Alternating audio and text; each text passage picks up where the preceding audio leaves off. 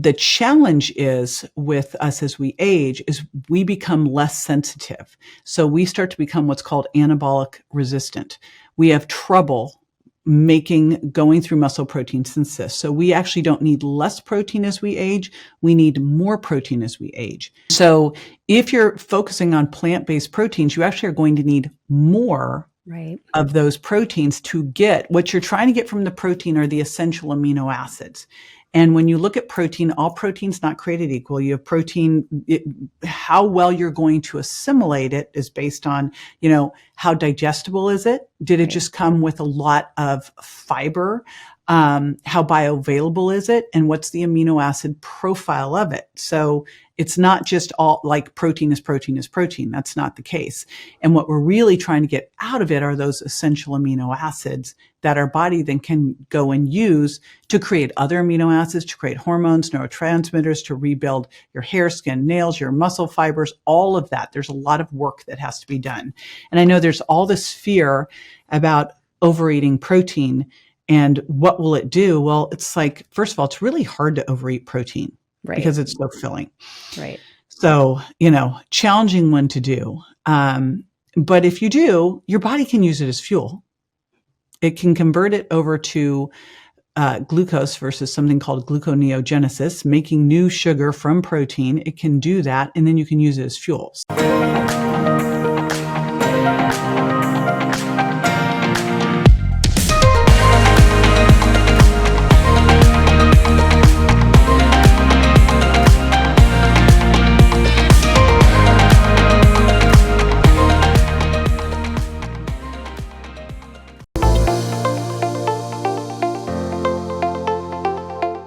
JJ Virgin, welcome to Passion, Love, Pursuit podcast. This is beyond an honor. I am just so excited to dive into this conversation with you today. Well, best name for podcast ever. Oh, thank you. Appreciate it. Well, JJ, okay, I was telling you how obsessed I am with all the content you're sharing, and partly because I am in the age group that you speak heavily towards, which I'm 43. I know you have a podcast well beyond 40, so I've been binging on a lot of your episodes, and I'm just obsessed with it because I know there is a lot of narratives out there, a lot of old stories we've been told about this age 40, it all goes downhill. And I just want people, especially listening today, to really be equipped with the knowledge of how we could live more powerfully into our 40s and beyond, as I know you speak so heavily about. So just starting right there, what does it mean to age powerfully, and why is that your message today?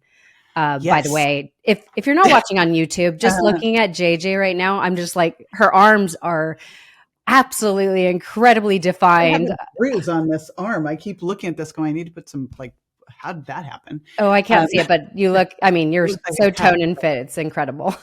Thank you. I just turned 60, which is so wild to me. Isn't it funny that as you age, first of all, middle age keeps getting older? Because I realized wait, does that mean I'm out of middle age? I go, but if I'm planning to live past 100, well, then middle age just got a lot older. And so, no, I'm promptly in middle age, but as I was preparing for that, I thought, what if, you hear all these things, especially when you hit 50, you're over the hill. And, if you're a single woman, God help you, because what do they say the statistics are for single women? Like you're more likely to get hit by a bus than be in a relationship. Wow. It's something absolutely ridiculous. Needless to say, I met the love of my life at 52 and have the, beautiful love story going on. So I call BS on that. And I've just looked for proof, literally, Erica, of all of these women having amazing lives in their 50s, 60s, 70s, 80s, 90s. Let's just call it Dolly Parton. Hello. Right. Love it. Love it. So what happened was I started to look around and I went, you hear all the negativity, which I know our society loves to report the negative Nelly news. But what if you approach this as if this was going to be the absolute best time of your life and you start looking for the proof of that? And it was fun. A couple of weeks before I was turning 60, I was talking to my buddy, Mark Hyman, and he goes, there's this research showing that people who are positive about aging live 7.5 years longer. And I'm like, well, there's an easy one just to adopt. But as we know, thoughts create and mindset's everything. So why don't we just tackle this as I'm stepping into the best time of my life? And as I started to look at that, I'm an exercise physiologist. That's my first love before I got into nutrition. And I started to look at what really changes as we age from a physical standpoint. Well, the biggest thing that starts to happen is we lose muscle. And if you start to look at the statistics, it starts around age 30, but really, I look at it more around age 40. We're losing up to 1% of muscle a year. But that's actually not the big problem. The big problem is we're losing 2 to 4% of our strength. But the biggest problem is we're losing 6 to 8% of our power. Now, muscle size, that's obvious. How much muscle do you have on? And for women worried about getting bigger, I always say muscle is your metabolic Spanx. It holds everything in tighter. 40 years of helping women lift weights. Back when literally I started lifting weights in the high school gym with the football players because we didn't have gyms back then. But 40 years of doing that, I've never seen a woman get bigger lifting weights. I've only seen them get smaller. So that's the first part. So we know muscle. Strength is what can you move one time, right? But power is how fast can you do it? And so I started to look at this and go, what we really need to focus on is aging powerfully. And then I started to talk about this and what we needed to do this. And what I would hear from women honestly broke my heart. And you'll get this immediately. So I'm talking about what do we need to do to age powerfully? And we need to, do strength training, take creatine, eat protein first. And what do you think the biggest objection I hear to this is? Will I get bigger? Will I build too much muscle? Right. Will I get bigger? Well, I've never seen anyone have accidental muscle mass increase ever. But, yes, will I get big? And at first I'm like, no, I've never seen it, blah, blah, blah. And then I thought, wait a minute. And I started to look at books, and it just so happened I was on Amazon looking at books, and I mean, we could think about it. There was Skinny Bitch and Tiny and Full, and then there was a guy who did a series for men and women, and the men it was like bigger, stronger, leaner, and the women it's like smaller, thinner. Right. And I thought, you know what? I've been playing good girl my whole freaking life. I have been playing small, making sure that you don't overshadow other people, be a nice girl, don't send the food back at the restaurant. That used to drive my mom batty because I would send the food back. If we can't get big now, if we can't show up powerfully now, when the heck are you going to do it? What if you leaned into, I'm going to get big, I'm going to get strong, I'm going to be powerful, and I am going to step up. This is my time in life to do it. So that's what it really means, When did that shift in your mind happen? Because you said you just turned 60, which you look freaking phenomenal. But like, when did that really shift for you, where you approach things a little bit differently? Because I know you're like the OG of health and fitness. But when in your life did you have that shift where you're like, I need to approach it a little bit differently? Yeah. What's interesting is I paid my way through college and graduate school personal training. First teaching aerobics at a local aerobics studio. And then someone wanted me to come to their house and I started personal training. And as far as I can tell, I talked to Mark Sisson about this. We think that it was me, Mark, Body by Jake, and Tony Horton as these first personal trainers back in the 80s in LA. And back then, I wasn't going to get paid unless people got results. So while everything I was learning in graduate school was do more cardio, in fact, all of our testing was done on cardio. If you wanted to do a research project, it was supposed to be on cardio. I did it on strength. And what I figured out quickly as a trainer was that if I wasn't helping people transform their bodies, guess what? They're not paying me. And that doesn't happen by going on walks. Now, this is not to say that walks are not important. And I got like this hate on Instagram. I didn't say walking was not important. Right. I just said it wasn't exercise. Like in order for your body to adapt, you have to do things harder than what's used to so it can get stronger. That's just physiology. It's not my rules. But so I've been really preaching this message and looking at body composition rather than weight since the 80s. However, I really didn't have the mindset I have now, and that's the true gift, until I started going through menopause. And I didn't understand because I was like, how do you get this mindset? Why couldn't I flip the switch earlier?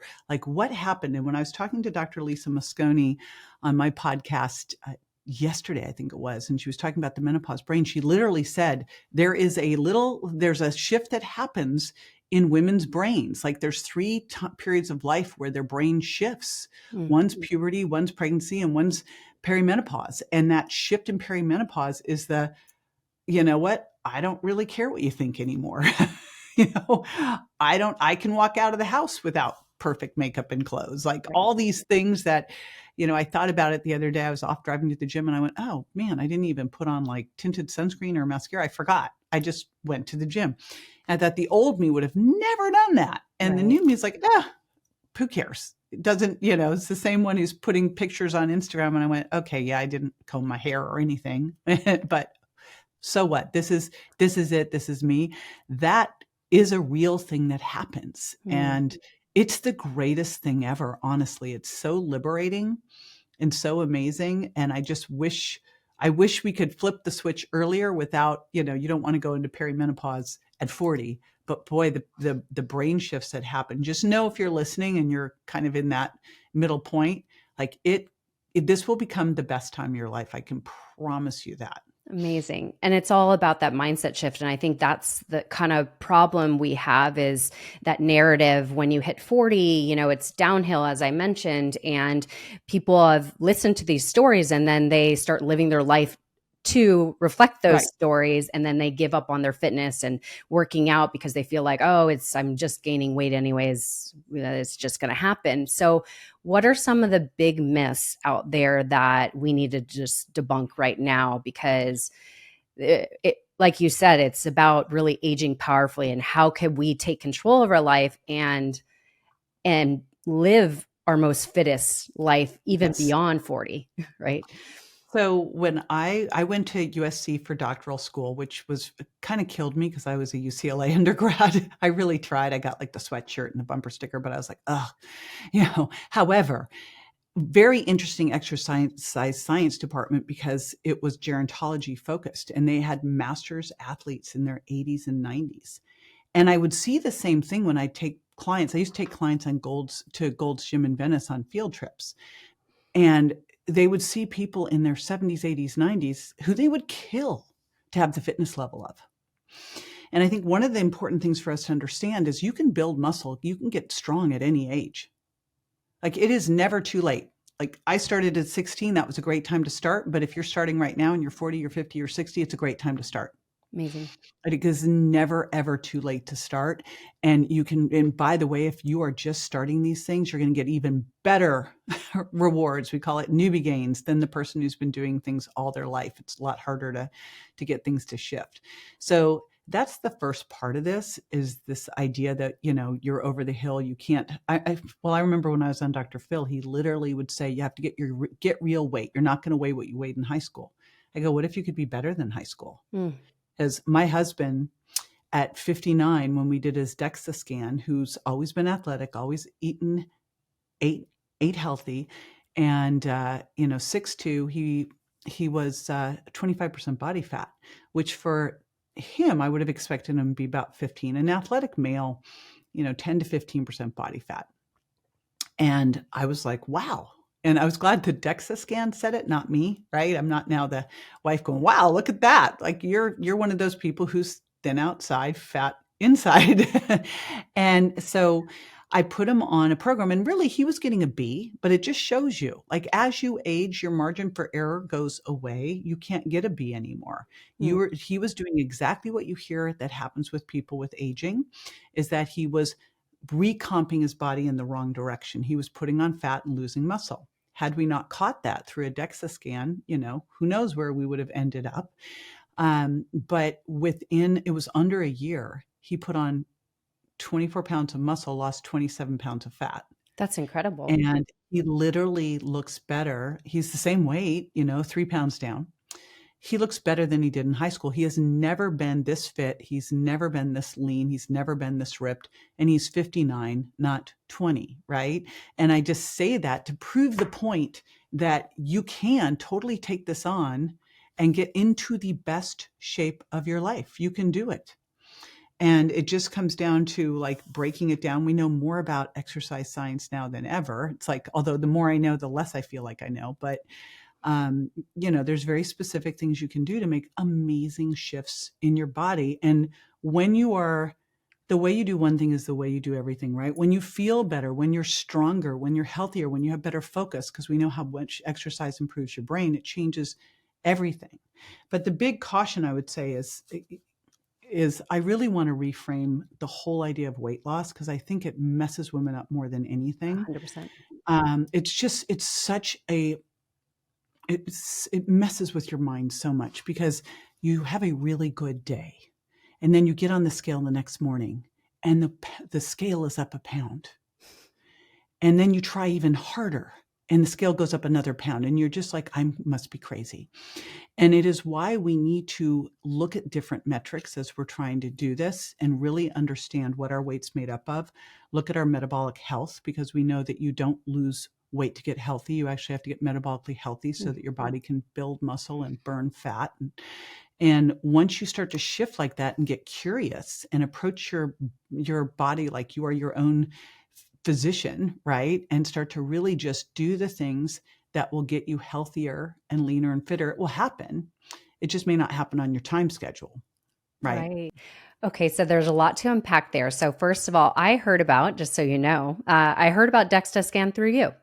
I don't know if it was like a year ago, maybe less than a year ago, but I happened to get one with my fiance. I got it, I think like 4 months ago. And because of you, that was my first one, for his first one as well. And like you said, it's like, you can't be the one telling your husband like, oh, you're a little extra, whatever. But Nope. then there's proof. And I want people to know the importance of a DEXA, why they should get a DEXA. It's very inexpensive. So, Right. Again, this was my first time. I'm 43. And so I'm able to see, and actually overall, it was great. I know that I was telling you who I'm working with, a functional nutritionist, and he said, I would love to see your lean muscle mass a little bit higher, but overall, like things look great. Like visceral fat is basically not there, and all the things anyways. Yeah. But I want people to know the importance of this, where they could find it. I know I found a traveling mobile place I know, it's to so get it. cool now that they have them. Yeah. Yeah, let's unpack this, because it's such an important thing. And it blows my mind that in 2024, you go to the doctor and you get put on a regular scale. Mm. And they actually look at it like that's going to give you any kind of information whatsoever. So, at least try to find a doctor that uses an in-body scale that's going to give you some body composition. But the very best way to look at this is through the DEXA scan that for years was used for bone mineral density. I was just fortunate at age 39 that I had a pharmacist who got a DEXA, and he was actually doing the entire thing where he looked at bone mineral density, which we should really start looking at bone mineral density, with a girl in her teens, and then everybody else maybe in their 20s, and every 5 years when you can actually do something about it. But that was why we originally did DEXA scans. Now you can go beyond that, because bone mineral density issues are a lagging indicator generally of not having enough muscle mass. I would argue that if you are doing what you need to have optimal muscle mass, which all of our goals should be to put on as much muscle mass as humanly possible right now without steroids, I have to say that, so that we have more to lose as we age. Just like we want a VO2 max as good as possible. So we are at a higher level. So we're going to, as we lose it, we're still at a higher level. So when you do a DEXA, you can see your bone mineral density, you can see your muscle mass. And what's cool about your muscle mass is you can see if it's symmetrical, and you can also get it relative to your age and sex. It's something called an appendicular lean mass index or appendicular skeletal mass index. And if your place doesn't do it, then you can throw it into an equation online, and you're really looking to be in the 25th percentile. Now, the other cool thing is it's going to show you where your body fat is. And you might go, I know where my body fat is. Well, you may not really know, because some of that body fat can be visceral adipose tissue that you mentioned, fat around the organs. You can also have intramuscular fat as well. But what we're really looking at is how much body fat do you have overall? Where is that body fat? And is it visceral adipose tissue? Because ideally you want your visceral adipose tissue, that fat around your viscera, around your organs, the dangerous fat, to be as close to zero as possible. I'm going to tell you how you can do this at home once you have these numbers. And then you'll have your overall body fat. And the reality is a high body fat with no visceral adipose tissue is not really problematic. You may not like it, but it's not going to create the problems that having high visceral adipose tissue can have. And you're actually better off in a lot of ways putting on more muscle, losing visceral adipose tissue, and not really focusing on the body fat. You'll make a bigger dent in your health by improving those other two metrics. Yeah. Now, fortunately, what you do to improve those metrics generally is going to help you lose body fat too. So you've got that. Now, once you have those numbers, I know this is a touchy subject, and I am not fearful of treading into touchy subjects. So I know that it is a touchy subject to talk about scales. And I am not a fan of a regular scale, but I do believe we all need to have a bioimpedance scale at home. They're inexpensive. They are not accurate like a DEXA. And that is why you go and you get your body fat done on a DEXA, and then you look at your home unit because you're going to use it for relative change. And you're doing that because you're not going to do a DEXA every month. You're going to likely do them every 6 months. And this way you can see the relative changes and you can go, am I going in the right direction? A bioimpedance scale at home is based on sending an impedance wave through your body and checking the resistance to it, and then making a prediction about your total body water. So it's then predicting your total body water, your skeletal muscle mass. You can do ones that have handles that are going to give you even more information as to like right and left and visceral adipose tissue. So those are the ones that I like to do in combination with a tape measure. And here's what's super cool.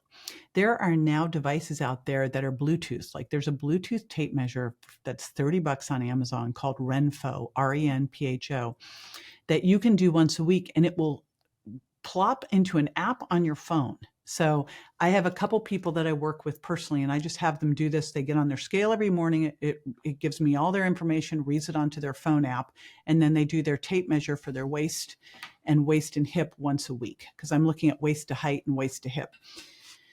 And the waist to height and waist to hip is giving me a good indicator of, are they losing visceral adipose tissue? Because if you lose weight, but you don't lose your waist, you're actually making yourself worse, not better, right? So those are the simple ways that you can then take that home. And what I tell people is, women have so much stuff around a scale, and I get that totally. I remember I wanted to be a model in my teenage years, and I go into the modeling agency and they told me I needed to lose 20 pounds. And I was like, really? It was actually one of the really good things that happened to me at an early age, because it made me quickly realize how crazy everything is out there. But this is a great way for you to become curious, understand what your weight's made up of, see what things impact your weight, realize that we're looking for trends over time, not trends overnight, because your weight's going to vary. It's going to go up a couple pounds, down a couple pounds, depending on if you're constipated, dehydrated, overhydrated, something inflamed you, right? So you're just being curious. You're not being judgmental. Absolutely. I think that's key to mention that, because I think a lot of people go in and they'll weigh themselves, like they'll go to the gym, weigh themselves, and like, oh, I lost 6 pounds. Like, we don't know what we're losing. Are we losing muscle? Right. Are we losing fat? And especially the visceral fat. And so I think that's key. So everybody get a DEXA scan. Like I said, it's very inexpensive. I'll plug in the show notes where I personally found it, and you can find one in your area, hopefully. And then, again, as JJ recommended, get the one at home.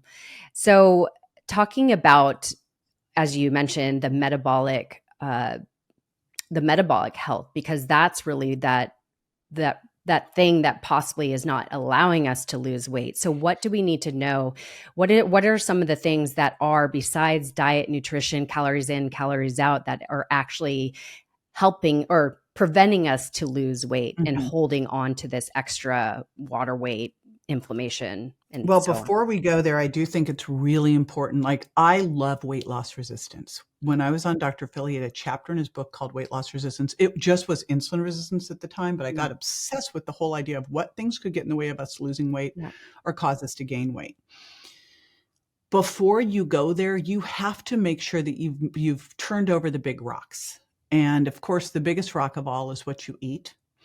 And so I have everyone do a macro audit using an app. I love the app Chronometer. It's, it's free, it's easy to use. But the first thing I have you do is just track what you're eating and actually weigh and measure.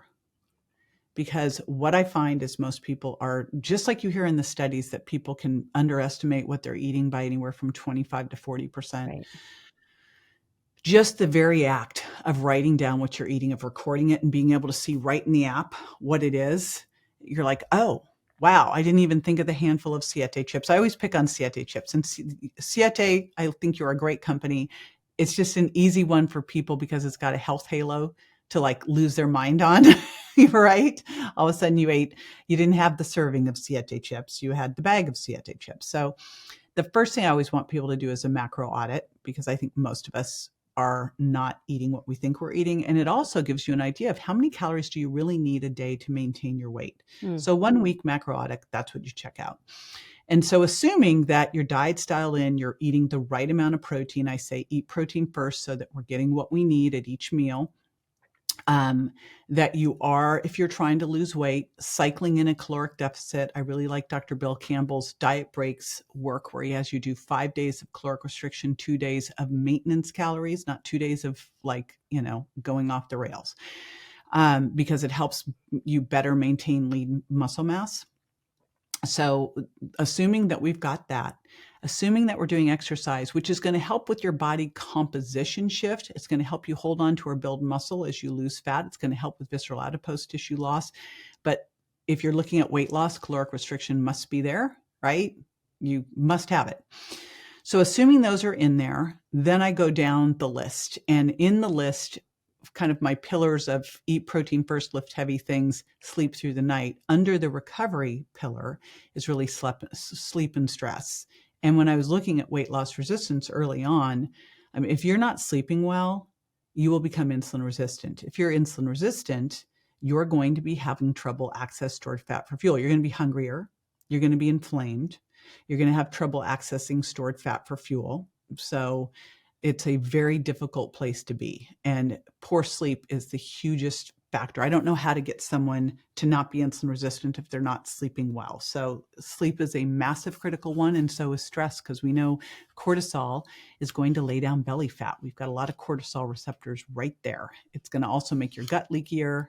And poor sleep's a form of stress, obviously, but cortisol is going to make your gut leakier, so you're more likely to have food reactions, inflammation. It's going to make you more insulin resistant.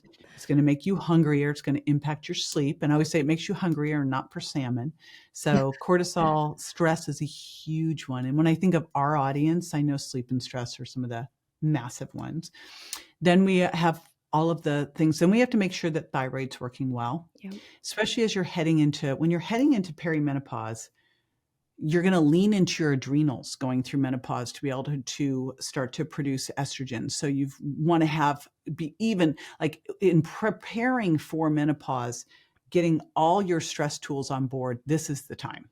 Like it is the time to really, figure out how you're going to put the time in for meditation or tapping or breath work or whatever stuff works for you. Like you really want to find that time. And I know you're like, I'm too busy. This is the stuff. This is the oxygen mask on yourself first stuff. That's super important. And then the other side of that is having good thyroid function, because as your hormones go wonky, your adrenals and thyroid become even more mission critical. And quite often stress is going to impair thyroid function. So you make sure those are working really well, and you go to a functional medicine doctor who knows how to optimize thyroid, not a traditional doctor who's looking at thyroid normal levels, which are not ideal at all. And then as you start to go into menopause, as we know, your metabolism does go down. It was interesting because I was working with one doctor who was like, your metabolism doesn't change at all till 60. It's like, well, no, as I dug more into it, and thankfully someone shot me a research study over on the DM, and I was like, okay, yeah, it goes down about 200 calories a day when you're going through all this stuff too. So remember, we need estrogen to build muscle and burn fat. So I know there's a lot of fear of estrogen dominance, but it's relative, right? So this is where you'll want to be working with a great functional medicine doctor doing all your things. You want your diet and lifestyle as balanced and great as possible so that you then can start to tinker with the hormones to see exactly what you need so you can keep your metabolism working well during that time. There was a lot packed into what you just shared. So I just want to pull out some things. And I think one thing that has been talked about a lot of my podcasts is the importance of sleep. And like you said, how much that will prevent you from losing weight. So we need to get that dialed in. Stress is a big one. I just had an episode with Dr. Dave Rabin. I don't know if you've had him, the Apollo Neuro, the wearable technology. I have been using this to calm my nervous system. I recently Where are had you wearing that? Which part so of your body this are you wearing you it? could wear on your wrist, your ankle, Yeah, I or have one. I just oh, you do? couldn't figure out where to put it. I've been doing it on my wrist and ankle personally. But that's great. So this is one way to calm your nervous system as we're talking about stress and also help you sleep better. So I'm wearing that and kind of, seeing how it's helping me. And then the other thing you talked about is functional tests. I think this is really key. And we were talking about this offline that I recently did some, and I actually discovered I do have leaky gut. So I'm addressing it head on and doing the right thing in a functional root cause approach. Mhm. And once I heal that, everything else will balance itself out. And so that's why it's so important to do certain tests, do the DEXA scan, do, full blood work, get your full thyroid. And so common, you can't get that from your normal Western doctor. So you might have to approach it. Dr. Mark Hyman has a great, what's it called? Function Health, to get your full labs at a very affordable cost. So there are so many things out there today, but we need to know what our numbers are. But there's one thing you talked about as well is the tracking of our foods. And I recently done that. I've never done that in my entire life because I've remained the same size. I've always ate healthy and all the things. So I recently did it because I'm doing these functional tests and all that. And it's mind blowing because you don't realize, I realized I snack a lot more than I thought. I'm eating healthy, but it's more than I thought. So now knowing that with that awareness, I can now self adjust. And so I think that's key. But I think some people are overwhelmed by it and almost get obsessed about it. So what would be, I know you recommended the app that we could use to easily track, but this isn't something that we're going to do long term. No. These are all for you to do some audits, just like Yeah. you're doing a lab test, Hmm. right? You do a lab test to see what's going on. Maybe someone's wearing like a heart rate monitor for their doctor. This is an audit. And it's really an audit to help you connect the dots between what you're eating and how you feel and what you weigh, right? And again, I always start and I just want someone to track for a week and check things out. Yeah. And then my next step is let's make sure you're getting the optimal amount of protein that you should be getting. Once I know that that piece is dialed, and what's interesting is the research is really interesting around protein. When people are eating protein first, they actually make better food choices. They tend to eat less because protein is the most satiating of the macronutrients. And if all you did was take some of your calories away from fat or carbs and replace them with protein, well, over time, you'd end up eating less anyway, but you also start to lose weight because of the thermic effect of protein. But you're also more satiated right away, and it's also going to help with blood sugar. So, I know there's a lot of talk about eating vegetables, doing apple cider vinegar. Most of us, I think we have to look at this because blood sugar is not the only issue going on out there. And so, you can balance your blood sugar, but if you're still eating too much, it's not going to, you can have stable blood sugar and still gain weight. Absolutely. So it's not the only answer here. There's more to the equation. After someone's got their protein dialed, then I start to go, all right, can we optimize in getting enough non-starchy vegetables in? Can we look at the rest of this and really make sure that we're getting what we need in terms of healthy foods? And I find just by macro tracking, you start to kick out a lot of the junk, right? 100%. Like it just, because you're like, oh boy, oh wow. And again, a lot of these things are considered healthy, but too much healthy food's not healthy. Right. You're still gonna put body fat on. And depending on what it is and what's going on, if you're stressed, that body fat's likely to be visceral adipose tissue. Yeah.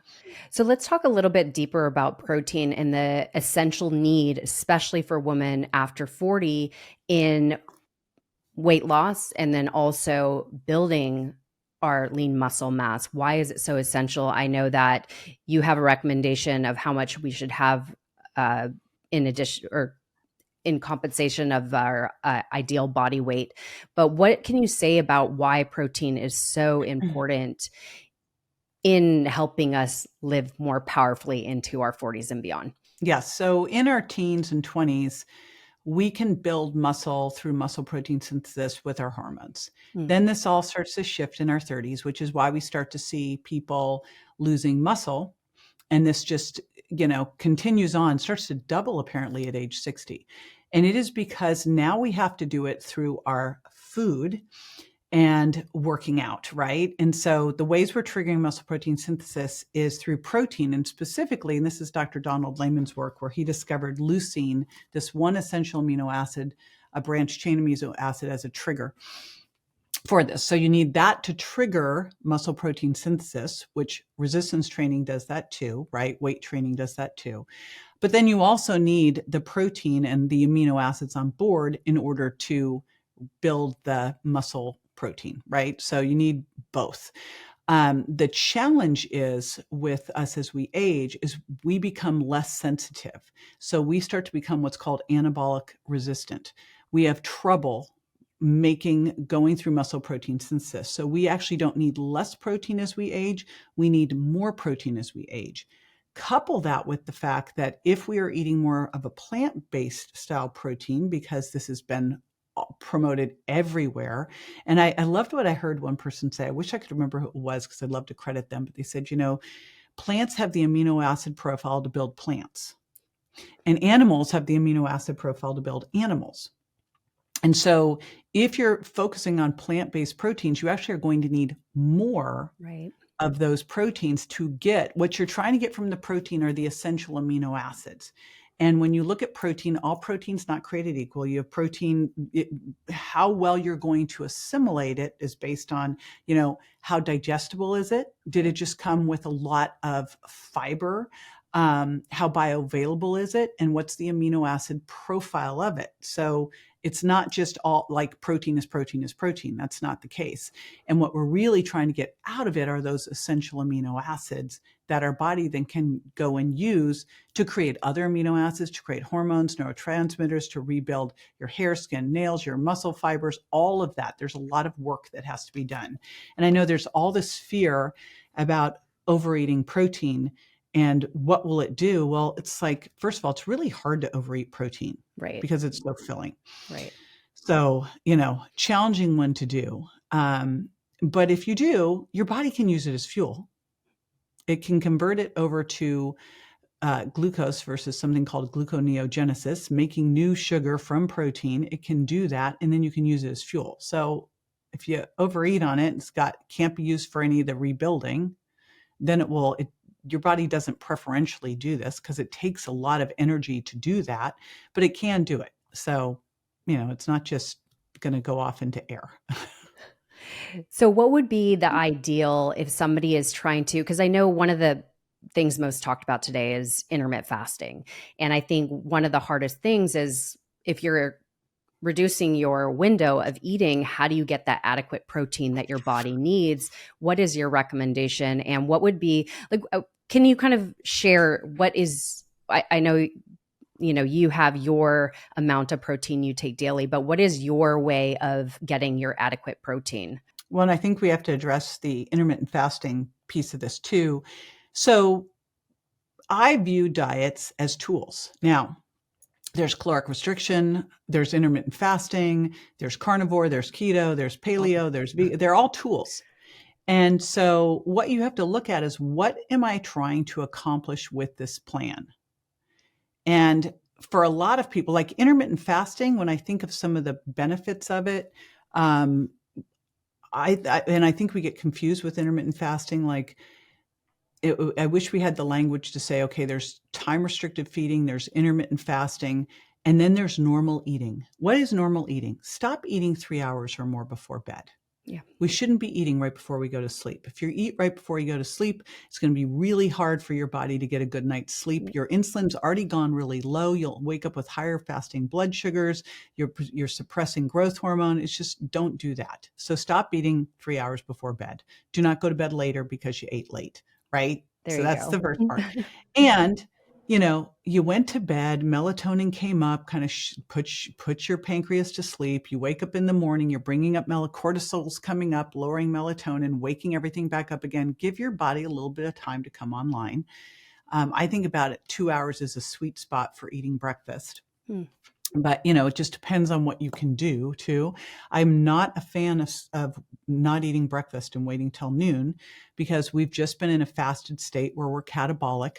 And I don't want to be in a catabolic state where I'm breaking down muscle for any longer than I need to be. So I think we need to eat in the morning, somewhere about 2 hours after waking up, with a very protein rich meal. Generally, I'm dosing protein at somewhere between 0.7 to 1 gram per pound of target body weight. If you were going to err on either side, err higher, not lower.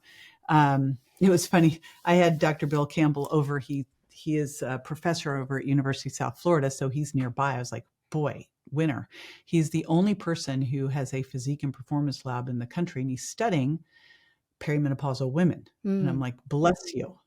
So That's he amazing. goes, every woman I meet who's lean eats generally 1 to 1.5 grams per pound of target body weight. They eat more. Like he says, you can look at the physique athletes, they eat higher amounts of protein.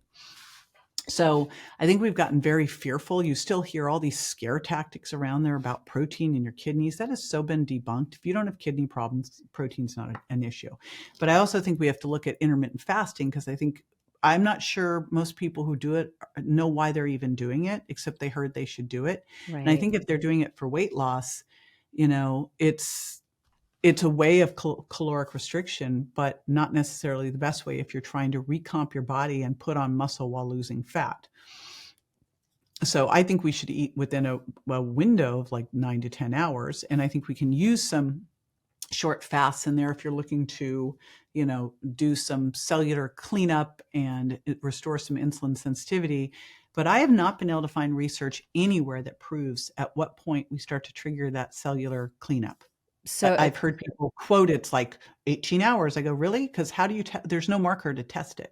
We don't know. And what about snacking to get more adequate protein? Because I know that's personally what I do. I'll have those beef sticks, those grass-fed, grass-finished sticks. Oh boy, I'm so sorry, but stop dripping protein. So, Okay, so tell me. One thing we know with protein is the dose. You don't want to drip it. Okay. You really want to eat a bolus. And in fact, the research has shown this. They have done studies where they've fed every like 3 hours. They did a 6 hours. They did 4 meals. They did 2 meals. They did 1 meal. Like they've tested all sorts of things with protein and what's the best. And it keeps coming out that it's the bolus over like 3 meals that is better than someone who's eating these little bits, because you're not getting enough to trigger muscle protein synthesis. Great. So what you really want to do is look at least 30 grams of animal, 40 grams of plant for your 3 meals. Okay. And if you can't quite hit it, then supplement with some essential amino acids. I think this is especially for people as they age and they tend to eat less. I think of my 93-year-old mom who passed last year, and she was like, the doctors told me to eat more protein. And I've literally stayed out of this because she will not listen to me. But she was eating like a, Dannon yogurt and a piece of toast. Oh, goodness. And that's someone I'm like, oh God, you got 5 grams of protein. That's someone who would benefit from a dose of essential amino acids to make sure they're getting what they need. So that's a little way that you can cheat it. But what you don't want to do is just snack on protein and drip it all throughout the day. You want to actually, doing this well, you really shouldn't need to snack anyway. Right. Like you said, if you satiate with a high level of protein during your meals, you won't need to snack as much often. So that's so good to know. I use Perfect Aminos for my essential amino acids, which I'm happy to put that in the show notes because I love that. And those Perfect Aminos are perfect. Yes. It's absolutely perfect. Yeah. I love to go. That's what I take to the gym with me as I have my morning. I always have some creatine and then taurine. I'm playing around with the creatine taurine thing, but creatine and taurine, and then I take electrolytes and essential aminos with me. Perfect. So, Actually, let's talk about so I that do. since you're bringing up supplements, because I think I'm a supplement whore, if you want to say. I love supplements because I feel like supplements are so essential. And some people think that they could get all their nutrients from their diet, and that is virtually Gosh, impossible wouldn't that be today. great? No, it's not possible. I've No. never So seen. Yeah. yeah. So we need to take supplements. So I would love your personal non-negotiables, 4 to 5 of them. I know you are a big person that talks about creatine, and I want to know why. And yeah, what is your recommendation for women that are in premenopause or menopause for supplements? Yeah, I'm just making some notes of some of the ones I love. Because it's changed. I got to tell you, Mm. it's changed from what I used to do when I was 40. First of all, foundationally, I think everyone needs a good multivitamin, mineral antioxidant formula. Like that's just health assurance. Yes. However, beyond that, test your vitamin D levels, take a good vitamin D3, K1, 2, K4 type of thing. So vitamin D and K supplement. Then I think we all need magnesium. So magnesium I take at night. And I'm a big fan of enzymes. I find a lot of women, if they've been eating more of a plant-based diet, now they're going to start adding in more animal protein. Their body has not been used to this. And so using a protein digestive enzyme can be So key. super helpful, Yep. especially as we age and we get under stress and our stomach acid goes down. So that's another one. And then fish oil, there's some great research now coming out about how fish oil is actually anabolic and can help us build muscle. We know it helps with bone remodeling. We know it helps with hormone receptor sensitivity, which I think we don't talk enough about because, you know, I've done some things over the last year to improve my hormone receptor sensitivity and was able to drop my hormone replacement therapy by like 50%. Same with my husband. So, you want to have sensitive hormone receptors that then you need less of something. So those are the basics. And then my non-negotiables that I'm obsessed with. So first of all is creatine. Yeah. I think creatine is the most essential thing for women that there is, more so than men, because women Mm. have 70 to 80% of the tissue stores that men do. Now, when I first started playing around with it, and I was like, where's this been all my life? I always thought it was for the bros. Right. And as I was unpacking it, I'm like, this is the ultimate longevity supplement for sarcopenia, for brain health. There's great research on menopausal women and using it and it being more effective than an antidepressant for mood. So neurocognition, bone health, and muscle mass, and being able to push harder at the gym. The way it really helps with muscle mass is you can work out harder because it's helping you with this short little energy system called your phosphocreatine system. So it's kind of giving you the building block for that. The way I have people dose this is because women are so afraid of retaining water and blah, blah, blah. Yeah. Like, first of all, use your bioimpedance scale. You want more water in your muscle. You actually want to improve your total body water. This is a good thing. This is not you being bloated. This is your muscles having good hydration. You Mm. want that. That's really cool. But what you can do is creep it up over a week, like start with 1 gram, then go to 2 grams, then go to 3 grams. And your ultimate dose will be somewhere between 3 and 5 grams of creatine, depending on your size. I'm 140, I take 5 grams. So that's a super important one. The other one that I absolutely love that and these are the ones that I'm like, I make sure that I have wherever I go, Yeah. is Mitopure. And this is Mitopure, a what's that? product from Timeline Nutrition. Have you heard of this one? No. Oh my gosh. Like this is the Mitopure. ultimate mitochondrial product. And so everyone knows mitochondria, powerhouse of the cell. But what happens as we age, and this is why people intermittent fast, they want to take out the cellular trash. Although I would argue we don't know when that actually happens or if it's doing well in our mitochondria. Now, exercise triggers that autophagy and mitophagy. But one of the things that happens as we age is that slows down. And so basically, it's like you've got a closet stuffed full of clothes you're not wearing anymore that need to leave to make space for new. And that's what happens with this is you've got old damaged cells in your mitochondria that need to go. Mitopure is a compound called urolithin A that about 30 to 40% of us could make if we are drinking enough pomegranate juice, which then would jack our blood sugar.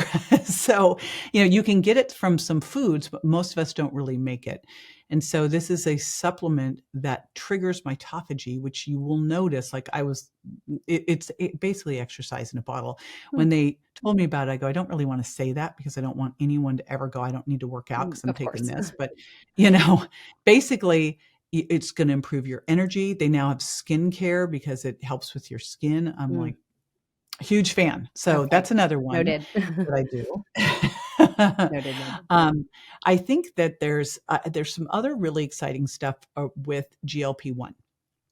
And I actually think what we're going to find about these GLP-1 agonists in that is that in microdosing, they're probably the most amazing longevity supplements that we have. However, the bigger question is, okay, well, why is our own GLP-1 not where it needs to be? Like when you look at something like semaglutide and Ozempic and you go, why is this so successful? Which I think is the question. It's not just the appetite piece of it. It's doing amazing things to improve insulin sensitivity, satiety, shutting off food noise. How is it doing that? And how do we do it naturally? Well, it turns out there's actually a couple things out there that can do this naturally, which is amazing. One of them is allulose. And there's amazing research at RX Sugar. They've been pouring in money into allulose because 10 grams-ish, 10 to 12 grams of allulose will raise GLP-1. We know exercise, fiber, protein all raise GLP-1, but this helps do it even more and lower your blood sugar.